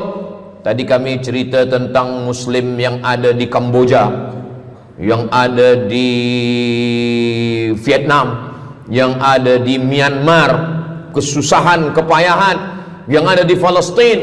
Itu kalau kita tolong, mengalir sampai hari kiamat. Kita fikirkan apa yang akan mengalir selepas kita mati menghadap Allah Subhanahu wa ta'ala. Di antara yang pasti mengalir, anak belum tentu. Waktu kita hidup dia soleh, selepas kita mati dia stres. Na'udzubillah. Mudah-mudahan anak-anak kita semua anak-anak yang soleh-soleh. Tapi yang pasti adalah sedekah. Maka kita siapkan sedekah menolong agama Allah Subhanahu wa ta'ala. Yang ke-8, kata Nabi SAW, idza matal insan, hadisnya ada dalam Sahih Muslim. Idza matal insan, ada orang yang membaca hadis ini idza mata ibnu Adam. Idza mata ibnu Adam itu tarjamah, bukan bunyi teks. Bunyi teksnya idza matal insan, kalau manusia mati, inqata'a, putus. Tapi banyak yang salah faham tentang hadis nih. Kamu malam ni tak ada buat kenduri orang mati, tak ada baca doa, tak ada baca yasin, tak ada baca tahlil. Idza matal ibnu Adam, kalau manusia sudah mati, putus. Jangan kirim-kirim doa lagi. Banyaklah soalan ke saya, Ustaz Abdul Somad, ya, macam mana kalau orang sudah mati tak ada anak, lalu siapa yang mendoakan dia? Kata saya, yang mendoakan dia saya. Allahumma ighfir lahu warhamhu wa'afihi wa'fu anhu. Siapa yang akan bacakan Al-Fatihah untuk dia? Saya akan bacakan Al-Fatihah. Saya tengok muka dia macam ragu. Dia tak percaya Fatihah ini sampai. Siapa yang tak percaya Fatihah sampai, saya tak marah. Sebab ni masalah yang ghaib. Siapa yang tak percaya Yasin itu sampai, siapa yang tak percaya Fatihah itu sampai, saya tak marah. Bagi saja nama semua, lengkap dengan bin. Nanti bila mati saya kirim. Bila tak sampai, cepat-cepat bagi tahu. Idza matal insan, kalau manusia mati, inqata'a amaluhu, yang putus tu amal dia, amal yang mati itu. Misal ini ada orang mati, namanya Abdul Somad. Ketika saya sebut nama lain tersinggung pula. Ada orang mati namanya Abdul Somad. Idza matal insan, kalau Abdul Somad ni mati, inqata'a amaluhu, maka yang putus tu amal dia. Amal Abdul Somad ni yang putus. Amal orang Brunei untuk Abdul Somad putus atau tak putus? Tidak putus. Datang berita, mereka tengok di Instagram Abdul Somad, Ustadz Abdul Somad Official. Bagi yang belum follow, cepat follow. Dapat berita Ustadz Somad sudah meninggal. Orang Bandar Seri Begawan, semua orang Brunei mengirimkan Al-Fatihah, mereka sholat ghaib. Sampai apa tak sampai? Sampai. Jadi mana yang putus itu apa maknanya? Amal dia putus, amal orang mati ini putus. Amal orang hidup kepada yang mati tak putus. Saya bilang sekali lagi, yang putus itu amal orang mati. Amal orang mati putus. Apa maksud amal orang mati putus? Kepada muslimin muslimat, sila datang ke masjid yang akan membagi tazkirah almarhum Abdul Somad. Itu mana putus, mana boleh tazkirah lagi. Orang mati itu amalnya putus, tapi amal orang hidup untuk orang mati tidak putus. Kalau memang putus, kenapa ada amalnya yang tak putus? Ada amal dia yang tak putus. Ini Abdul Somad mati dia, amal dia semuanya putus, tapi ada amal dia yang tak putus. Pertama, shadaqatun jariyah. Sedekah itu kan amal dia, tak putus. Sedekah dia bina masjid dia, sedekah dia tahfiz Quran. Budak-budak tahfiz Quran itu menghafal Quran, jadi tuan guru, punya murid, punya pondok, maka tak putus. Amal dia tapi tak putus. Yang kedua, ilmun yuntafa'u bih, mengajar dia, diamalkan orang, tak putus. Waladun solihun, anak soleh. Anak soleh itu maksudnya, anak soleh itu kan amal dia. Itu yang banyak orang yang tak paham. Macam mana amal soleh, macam mana amal soleh itu amal kita? Macam mana anak soleh itu amal kita? Kalau istri, mohon maaf, kalau istri awak cuma awak tengok saja, apakah mungkin dia hamil? Itu dah payah betul dah menjelaskan. Maknanya anak kita itu amal kita. Maka kalau kita mati, dia tetap mengalir. Bukan berarti doa orang lain tak sampai. Ini banyak orang salah faham. Selepas orang meninggal, tak usah baca doa lagi, tak usah Allah maafir lahu lagi, tak usah baca Yasin lagi, tak sampai. Maksud putus itu amal orang mati itu putus. Kalaulah putus amal orang hidup kepada orang mati, tak ada salat jenazah. Nanti kalau ada orang mengatakan tak usah baca doa, kita udah putus semua, nanti bila dia mati jangan sembahyangkan. Sebab sembahyang jenazah itu kan amal orang hidup untuk orang mati. Allahu Akbar, Allahu Akbar, Al-Fatihah, Allahu Akbar, salawat, Allahu Akbar, Allahumma fir lahu warhamhu wa'afihi wa'fu anhu, Allahu Akbar, Allahumma la tahrimna ajrahu wa la taftina ba'dahu wa waghfir lana wa lahu wa li ikhwanina alladhina sabaquna bil iman wa la taj'al fi qulubina ghillan lil ladzina amanu rabbana innaka ra'ufur rahim. Empat itu sampai, Al-Fatihah sampai, doa sampai, Al-Fatihah sampai, solawat sampai, doa takbir 3 sampai, doa takbir 4 pun sampai. Itu maknanya amal orang hidup sampai, tapi amal orang mati putus. Apakah orang mati itu tetap beramal? Orang mati tetap beramal, tapi katanya putus. Yang putus itu amal wajib. Sholat wajib, tak wajib lagi. Puasa wajib, tak wajib lagi. Adapun amal yang tak wajib, makanya kalau ada suami yang tak mau amal wajib, suruhlah dia mati. Mana dalil ustadz bahwa orang mati tetap beramal? Waktu Nabi Muhammad SAW Isra Mi'raj, Nabi Isra Mi'raj, Nabi tengok Nabi Musa sholat di dalam kuburnya.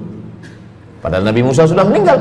Itu menunjukkan orang meninggal pun beribadah, tapi ibadah dia tidak wajib lagi. Waktu sampai di Masjidil Aqsa, Nabi Ibrahim sholat, Nabi Musa sholat, Nabi-Nabi sholat, padahal mereka sudah meninggal dunia.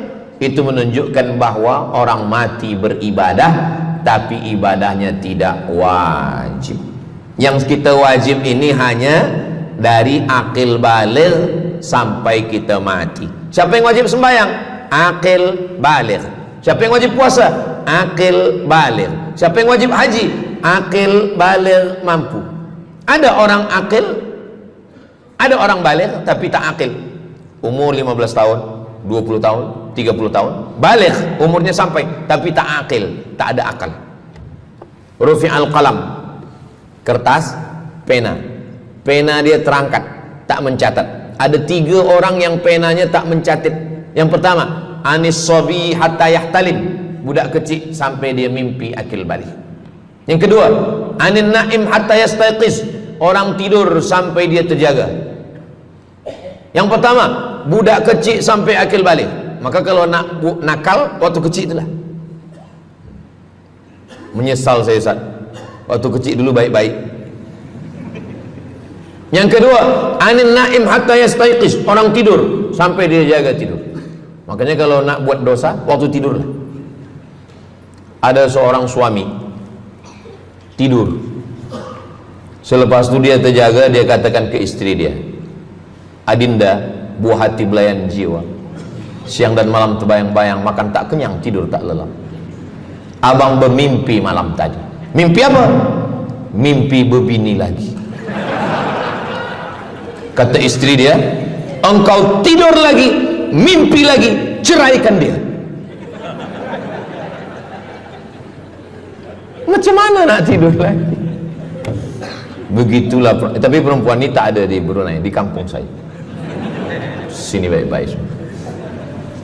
Orang tidur dia tidak boleh dihukum, sebab mimpi kita tak boleh buat-buat. Anil naim hatta yastayqis, orang tidur sampai dia jaga tidur. Anil majnun hatta yafiq, orang gila sampai sehat. Orang gila tak diambil hukum, tak wajib sembahyang, tak wajib puasa. Itu maka kadang isteri kalau ada lelaki tak sembahyang, abang ni gila ke? Kata, aku tergila-gila dengan kamu sayang. Jadi siapa yang wajib? Macam mana dengan orang yang pikun, hilang ingatan? Hilang ingatan bila dari mula zuhur azan sampai waktu asar habis, ingatan dia hilang, maka dia tak wajib sembahyang. Tapi bila dia ingat sekejap, dia wajib lagi. Itu pula masalahnya Ustaz. Laki saya ni hilang ingatan waktu sembahyang saja. Lepas tu ingat balik berakal. Kata orang kalau sudah tua kita mengalami namanya demensia. Manusia demensia, amnesia. Amnesia tak ingat apa-apa, semua lupa. Itu maka kita bila nak pergi ke mana-mana guna helmet, sebab bila kepala ni terantuk lupa. Ada kawan saya, dia hafaz Quran 30 juzuk, ceramah tazkirah ke mana-mana, bawa kereta jatuh. Kata dia banyak ayat-ayat yang hilang, maka aku kalau sembahyang ayat pendek-pendek. Kata saya, bang, di kampung saya dulu kalau ada radio yang dah tua yang rosak, itu biasa kita pukul mau elok balik. Cuba antukkan sekali lagi, kata saya. Kata dia, aku takut kalau aku antukkan Fatihah ni pula hilang. Maka Islam ini datang menjaga 5. Pertama, menjaga akal. Tak boleh minum khamar, tak boleh guna khamar, narkotik. Menjaga diri, tak boleh bunuh diri. Menjaga kehormatan, tak boleh menghina orang.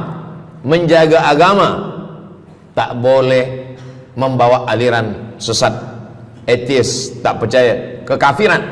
Menjaga harta, tak boleh ada mencuri, tak boleh ada dusta, tak boleh ada akad bohong, tak boleh ada tipu, tak boleh ada gharar, tak boleh ada zulm, tak boleh ada ghish. Man ghasyana falaysa minna, siapa yang menipu kami maka dia bukan golongan kami. Jadi berdasarkan 8 keutamaan ini, kalau ingat 8-8-nya alhamdulillah. Tak ingat 8, ingat 7, ingat 6, ingat 5, ingat 4, ingat 3, ingat 2, ingat 1. Satu pun tak ingat, innalillah. Tapi insyaAllah kita boleh ingat semua. Sebab apa? Sebab tazkirah malam ini direkodkan, nanti boleh ditonton ulang di channel Ustaz Abdul Somad Official. Jangan lupa subscribe, like, share, and comment. Jamaah yang dimuliakan Allah Subhanahu Wa Taala, tadi saya mula pukul 8.15, sekarang sudah pukul 8.10. Jadi saya di mana-mana tazkirah memanglah 60 menit. 600 ml, tapi rupanya botolnya kecil. Jadi sebenarnya setengah jam pun cukup. Jadi dari 8 tadi itu semua membagi kita semangat. Kalau ada orang yang mengatakan Islam ini agama yang menyuruh kita tak usahlah berniaga, tak usahlah bertanam kelapa sawit, tak usahlah bertanam kelapa, tak usahlah buka ikan, tak usahlah bertani. Sesungguhnya Islam ini agama yang menyuruh kita berusaha. Masuk masjid, Allahumma aftah li abwaaba rahmatik. Keluar masjid, Allahumma inni as'aluka min fadlik. Kenapa keluar masjid minta rezeki? Sebab peniaga, pedagang, bisnismen dapat duit, duitnya bukan untuk dunia, duitnya untuk akhirat. Jadi kalau ada orang mengatakan kereta tak dibawa mati, siapa kata kereta tak dibawa mati? Kereta boleh dibawa mati. Kereta yang macam mana? Kereta wakaf. Ada kereta 10, wakafkan untuk tahfiz Quran. Masa mak saya meninggal, berpesan dia, nanti kalau aku mati, tolong kuburkan aku di samping makam ayahku. Dari tempat saya, rumah saya ke kampung mak saya jauh, 10 jam naik kereta. Hospital tak nak bagi kereta ambulan. Maka selepas itu saya azam dalam diri saya, nanti kalau ada duit kita buatkan kereta wakaf ambulan. Siapapun saja yang sakit meninggal free, Alhamdulillah kami ada yayasan tabung wakaf umat namanya, 2 kereta ambulans sekarang. Siapapun yang sakit free. Naik kereta ni free, syaratnya 2, sakit mati. Alhamdulillah, sesiapa saja datang boleh. Jadi saya rasa sakit hati, dalam hati saya itu saya mesti azamkan, tekadkan ini. Begitu juga dengan tahfiz, guru-guru, cikgu-cikgu, pelajar-pelajar, buatkan kereta. Begitu juga dengan rumah. Apa kata orang? Untuk apa bina rumah elok-elok, rumah besar? Rumah tak dibawa mati. Rumah boleh dibawa mati. Rumah yang mana? Rumah tahfiz Quran.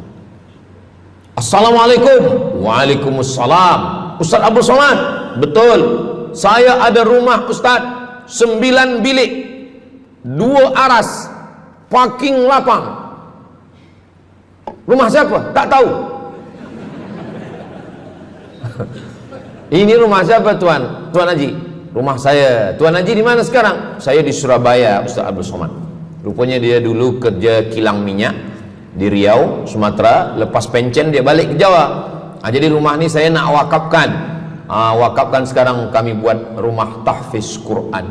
Pagi, petang, siang, malam orang hafaz Quran. Ini rumah boleh. Jadi kalau ada orang mengatakan tak usahlah cari harta banyak-banyak, harta tak dibawa mati. Harta dibawa mati dengan syarat diwakafkan, diinfakkan, disedekahkan. Yang paling tinggi zakat wajib. Di bawah zakat wakaf. Wakaf mesti ada 4. Orang yang berwakaf, orang yang menerima wakaf, harta yang diwakafkan, ada ijab dan qabul. Di bawah wakaf infak. Di bawah infak baru sedekah. Kenapa infak lebih tinggi daripada sedekah? Sebab infak adalah harta, sedangkan sedekah tak harta pun sedekah. Senyum itu sedekah. Makanya yang kalau ada box di depan masjid, box di tepi jalan, itu yang tepat ditulis box infak, jangan box sedekah. Sebab kalau box sedekah nanti orang senyum aja. Tabassumika fi wajhi akhika sedekah. Senyummu ke wajah saudaramu adalah sedekah. Tolong untuk dibaca Ustaz.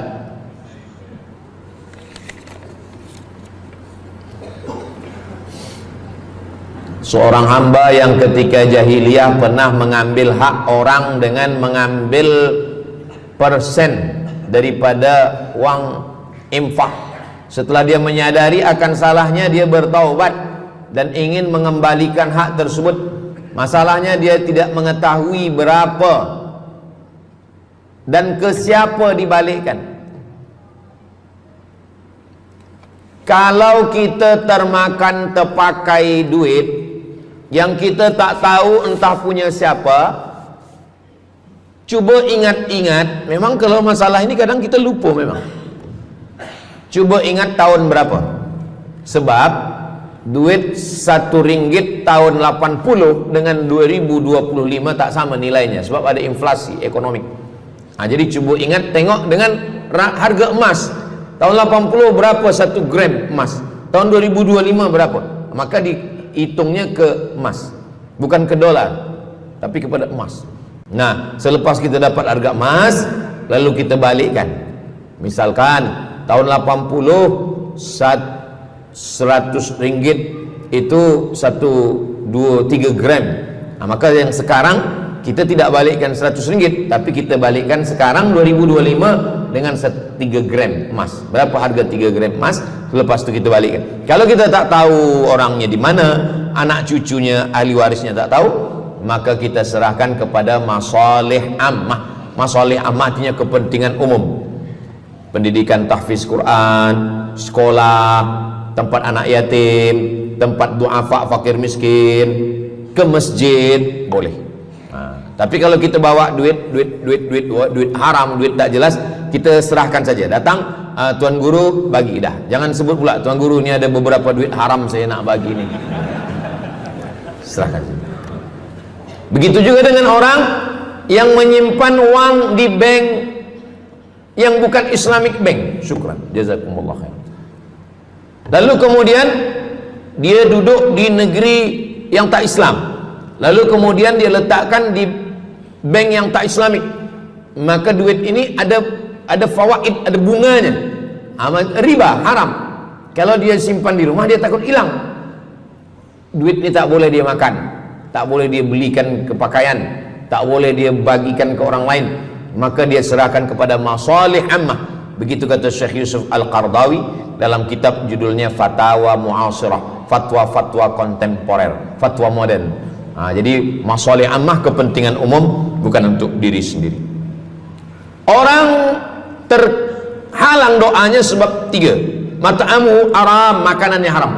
Masyrabuhu haram, minumannya haram. Malbasuhu haram, pakaiannya haram. Wadhiya bil haram, dibagi makan haram. Jadi kalau kita selamatkan, insyaallah Allah pun menyelamatkan kita semua. Mudah-mudahan Allah bagi kita, anak cucu kita rezeki supaya kita boleh mengamalkan pintu sedekah ini. Salah satu pintu surga ada namanya babus sedekah. Orang yang masuk surga melalui pintu karena banyak bersedekah. Apakah orang mati itu tetap beramal? Orang mati tetap beramal, tapi katanya putus. Yang putus itu amal wajib. Sholat wajib, tak wajib lagi. Puasa wajib, tak wajib lagi. Adapun amal yang tak wajib, makanya kalau ada suami yang tak mau amal wajib, suruhlah dia mati. Mana dalil Ustadz bahwa orang mati tetap beramal? Waktu Nabi Muhammad SAW Isra Mi'raj, Nabi Isra Mi'raj, Nabi tengok Nabi Musa sholat di dalam kuburnya, padahal Nabi Musa sudah meninggal. Itu menunjukkan orang meninggal pun beribadah, tapi ibadah dia tidak wajib lagi.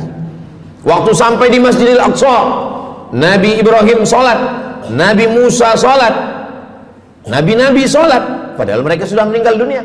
Itu menunjukkan bahwa orang mati beribadah, tapi ibadahnya tidak wajib. Yang kita wajib ini hanya dari akil baligh sampai kita mati. Siapa yang wajib sembahyang? Akil baligh. Siapa yang wajib puasa? Akil baligh. Siapa yang wajib haji? Akil baligh mampu. Ada orang akil, ada orang baligh tapi tak akil. Umur 15 tahun, 20 tahun, 30 tahun, baligh, umurnya sampai, tapi tak akil, tak ada akal. Rufi'al qalam, kertas, pena dia terangkat, tak mencatat. Ada 3 orang yang penanya tak mencatat. Yang pertama, anis sobi hatta yahtalim, budak kecil sampai dia mimpi akil balik. Yang kedua, anin naim hatta yastayqiz, orang tidur sampai dia terjaga. Yang pertama, budak kecil sampai akil balik. Maka kalau nak nakal waktu kecil itulah. Menyesal saya Ustaz, waktu kecil dulu baik-baik. Yang kedua, anin naim hatta yastayqiz, orang tidur sampai dia jaga tidur. Makanya kalau nak buat dosa waktu tidurlah.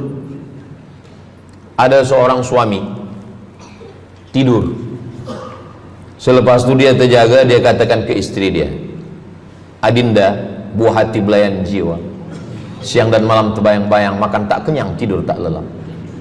Abang bermimpi malam tadi. Mimpi apa? Mimpi berbini lagi. Kata istri dia, engkau tidur lagi, mimpi lagi, ceraikan dia. Macam mana nak tidur lagi? Begitulah. Tapi perempuan ini tak ada di Brunei, di kampung saya. Sini baik-baik. Orang tidur dia tidak boleh dihukum, sebab mimpi kita tak boleh buat-buat. Anil naim hatta yastayqiz, orang tidur sampai dia jaga tidur. Anil majnun hatta yafiq, orang gila sampai sehat. Orang gila tak diambil hukum, tak wajib sembahyang, tak wajib puasa. Itu maka kadang isteri kalau ada lelaki tak sembahyang, abang ni gila ke? Kata, aku tergila-gila dengan kamu sayang. Jadi siapa yang wajib? Macam mana dengan orang yang pikun, hilang ingatan? Hilang ingatan bila dari mula zuhur azan sampai waktu asar habis, ingatan dia hilang, maka dia tak wajib sembahyang. Tapi bila dia ingat sekejap, dia wajib lagi. Itu pula masalahnya Ustaz. Laki saya ni hilang ingatan waktu sembahyang je, lepas tu ingat balik. baligh, berakal. Kata orang kalau sudah tua kita mengalami namanya demensia. Manusia demensia, amnesia. Amnesia tak ingat apa-apa, semua lupa. Itu maka kita bila nak pergi kemana-mana guna helmet, sebab bila kepala ni terantuk lupa. Ada kawan saya, dia hafaz Quran 30 juz, ceramah tazkirah kemana-mana, bawa kereta jatuh. Kata dia banyak ayat-ayat yang hilang, maka aku kalau sembahyang ayat pendek-pendek. Kata saya, bang, di kampung saya dulu kalau ada radio yang dah tua yang rosak, itu biasa kita pukul mau elok balik. Cuba antukkan sekali lagi, kata saya. Kata dia, aku takut kalau aku antukkan Fatihah ni pula hilang. Maka Islam ini datang menjaga 5. Pertama, menjaga akal. Tak boleh minum khamar, tak boleh guna khamar, narkotik. Menjaga diri, tak boleh bunuh diri. Menjaga kehormatan, tak boleh menghina orang.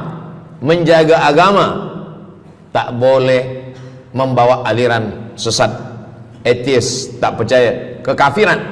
Menjaga harta, tak boleh ada mencuri, tak boleh ada dusta, tak boleh ada akad bohong, tak boleh ada tipu, tak boleh ada gharar, tak boleh ada zulm, tak boleh ada ghish. Man ghasyana falaysa minna. Siapa yang menipu kami, maka dia bukan golongan kami. Jadi berdasarkan 8 keutamaan ini, kalau ingat 8-8-nya alhamdulillah. Tak ingat 8, ingat 7, ingat 6, ingat 5, ingat 4, ingat 3, ingat 2, ingat 1. Satu pun tak ingat, innalillah. Tapi insyaAllah kita boleh ingat semua. Sebab apa? Sebab tazkirah malam ini direkodkan. Nanti boleh ditonton ulang di channel Ustaz Abdul Somad Official. Jangan lupa subscribe, like, share, and comment. Jamaah yang dimuliakan Allah Subhanahu Wa Taala, tadi saya mula pukul 8.15, sekarang sudah pukul 8.10. Jadi saya di mana-mana tazkirah memanglah 60 menit, 600 ml. Tapi rupanya botolnya kecil. Nah, jadi sebenarnya setengah jam pun cukup. Jadi dari 8 tadi itu semua membagi kita semangat. Kalau ada orang yang mengatakan Islam ini agama yang menyuruh kita tak usahlah berniaga, tak usahlah bertanam kelapa sawit, tak usahlah bertanam kelapa, tak usahlah buka ikan, tak usahlah bertani. Sesungguhnya Islam ini agama yang menyuruh kita berusaha. Masuk masjid, Allah maftah li abwaba rahmatik. Keluar masjid, Allahumma inni as'aluka min fadlik. Kenapa keluar masjid minta rezeki? Sebab peniaga, pedagang, bisnismen dapat duit. Duitnya bukan untuk dunia, duitnya untuk akhirat. Jadi kalau ada orang mengatakan kereta tak dibawa mati, siapa kata kereta tak dibawa mati? Kereta boleh dibawa mati. Kereta yang macam mana? Kereta wakaf. Ada kereta 10 wakafkan untuk tahfiz Quran. Masa emak saya meninggal, berpesan dia, nanti kalau aku mati, tolong kuburkan aku di samping makam ayahku. Dari tempat saya, rumah saya ke kampung mak saya jauh, 10 jam naik kereta. Hospital tak nak bagi kereta ambulan. Maka selepas itu saya azam dalam diri saya, nanti kalau ada duit, kita buatkan kereta wakaf ambulan. Siapapun saja yang sakit meninggal, free. Alhamdulillah kami ada yayasan tabung wakaf umat namanya, 2 kereta ambulan sekarang.